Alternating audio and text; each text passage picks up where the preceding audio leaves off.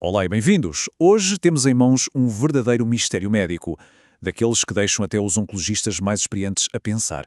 Chama-se cancro de origem primária desconhecida, ou COPD. É uma daquelas situações em que os médicos encontram a doença já espalhada pelo corpo, mas o ponto de partida, o tumor principal, parece que se evaporou, desapareceu sem deixar rasto.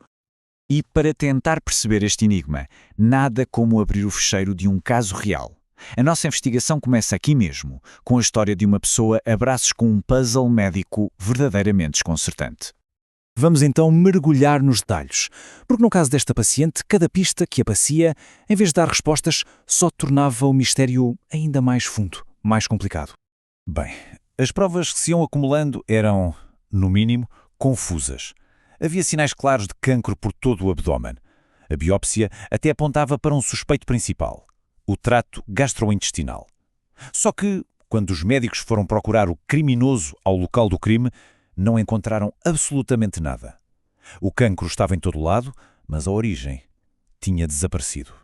E este caso, olhem que não é único, representa toda uma categoria de doença que desafia aquilo que pensamos saber sobre o cancro sem uma origem conhecida. Portanto, a questão central é esta. O COPD é, na verdade, um diagnóstico feito pela ausência de provas. É um diagnóstico de exclusão. Os médicos sabem que o cancro está lá, conseguem vê-lo nos exames, mas o tumor original, o ponto de partida, esse continua invisível. Isto, claro, é incrivelmente frustrante, tanto para os médicos como para os doentes. E embora possa parecer uma coisa rara, o COPD ainda representa entre 2 a 4% de todos os diagnósticos de cancro. Isto quer dizer dezenas de milhares de casos todos os anos. Cada um deles, um mistério médico à espera de ser resolvido. Este gráfico mostra-nos aquilo que os patologistas veem ao microscópio. E, reparem, quase um terço são carcinomas pouco diferenciados. Pensem nisto como uma impressão digital toda borrada. As células do cancro estão tão alteradas que perderam as características que normalmente as identificariam com o seu órgão de origem, o que torna o trabalho do detetive ainda mais difícil, claro.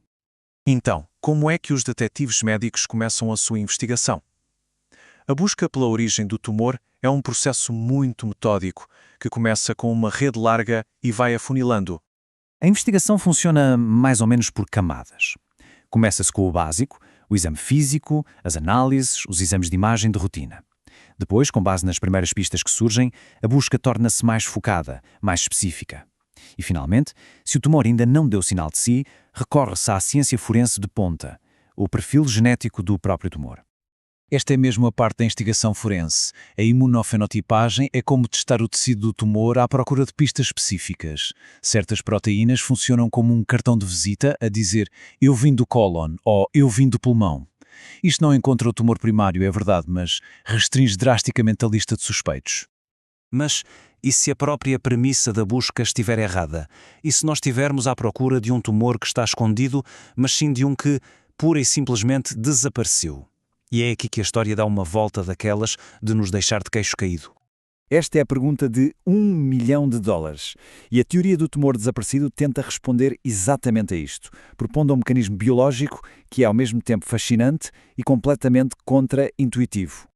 Isto explica a hipótese de uma forma brilhante. O tumor primário é como um criminoso que envia os seus cúmplices para todo o lado e depois ou é apanhado pelo sistema imunitário ou entra em hibernação. Só que os cúmplices, as metástases, já estão à solta e continuam a causar estragos. Ou seja, o corpo pode ter vencido a batalha no local original, mas está a perder a guerra nos locais distantes. O que isto quer dizer, no fundo, é que talvez não se trate apenas de um cancro normal que é difícil de encontrar. A teoria sugere que o COPD pode ser um tipo de doença fundamentalmente diferente, um cancro que dá prioridade a espalhar-se, em vez de crescer no seu local de origem. Com o principal culpado desaparecido, a investigação tem de mudar de foco. A nova pergunta passa a ser, ok, e agora? Como é que se decide um plano de tratamento, sem saber a origem que arma é que se escolhe para combater este inimigo? Os médicos aqui enfrentam um verdadeiro dilema. Será que seguem as pistas forenses e apostam tudo no suspeito mais provável? Ou será que usam uma abordagem mais geral, que talvez seja menos eficaz, mas que cobre mais possibilidades? É sem dúvida uma decisão de alto risco. E para complicar ainda mais as coisas, as provas científicas não são claras. Alguns dos maiores ensaios clínicos não encontraram qualquer benefício claro na abordagem da suposição informada. Mas depois, um outro ensaio mais recente mostrou exatamente o contrário. Isto só vem mostrar porque é que o COPD continua a ser uma área tão desafiadora da oncologia, sem uma resposta única e certa. Mas agora há uma nova estratégia que está a mudar as regras do jogo. Em vez de perguntar de onde veio este cancro, os médicos estão a começar a perguntar quais são as fraquezas genéticas deste cancro. É uma abordagem de medicina de precisão que basicamente ignora a identidade do tumor e ataca diretamente as suas mutações. E assim, chegamos à conclusão da nossa investigação. Vamos voltar ao caso da paciente para perceber o que esta história nos ensina sobre o presente e, mais importante, sobre o futuro do tratamento do cancro. No final, para esta paciente, a equipa médica decidiu seguir as pistas mais fortes que tinha. Com base na impressão digital do tumor, a recomendação foi avançar com um tratamento como se fosse um cancro coloretal. É uma decisão que mostra bem a mistura de ciência e de julgamento clínico que estes casos tão complexos exigem. Esta é uma conclusão que nos deixa a pensar. Apesar de todos os avanços, o COPD continua a ser uma doença muito grave. E a mensagem aqui é clara. Precisamos de mais investigação. Os ensaios clínicos não são um último recurso. São, na verdade, uma peça essencial para resolver este mistério, para os futuros doentes. E assim, a nossa história de detetive termina com uma pergunta para o futuro.